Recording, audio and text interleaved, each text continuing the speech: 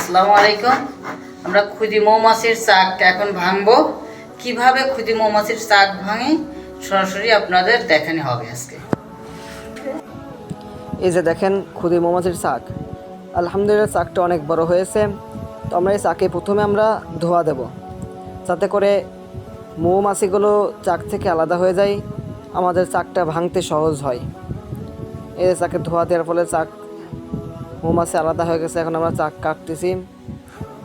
এই যে ওখান থেকে চাক কাটার পরে নিচে আমরা ডিশের মধ্যে চাকগুলো রাখতেছি। মাশাআল্লাহ, মৌমাছিতে অনেকগুলো চাক বানাইছে। এভাবে একটা একটা করে আমরা সবগুলো চাকই কেটে ফেলবো। তো আপনাদেরকে দেখানো হচ্ছে, এই যে দেখেন অনেকগুলো চাক কাটা হয়ে গেছে, আর একটা চাক আছে।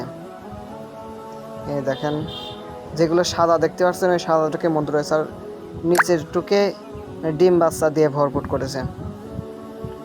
চাক কাটা হয়ে গেছে, আর এক পিস চাক আছে। এই যে চাকটা আছে এটা রেখে দেবো, যাতে করে মাছি পরবর্তীতে ওখানে আবার বসে। তো আলহামদুলিল্লাহ চাক কাটা সম্পূর্ণ হলো। এই দেখেন কত সুন্দর চাক। এই চাক থেকে আবার মধু চিপে আলাদা করব, যাতে খাওয়ার জন্য সুবিধা হয়। আলহামদুলিল্লাহ দেখেন কত মধু। তো আপনাদেরকে বলি, আপনাদের যাদের আশেপাশে এরকম খুদি মৌমাছির চাক দেখতে পান, তারা এরকমভাবে ভাঙতে পারেন। আসলে গাছের মৌমাছি যেরকমভাবে কামড় দেয়, এই মৌমাছির অতটা কামড় দেয় না, যদিও দুই একটা দেয়, মানে সামান্য পরিমাণে ব্যথা করে। আপনারা এরকমভাবে ভাঙতে পারেন।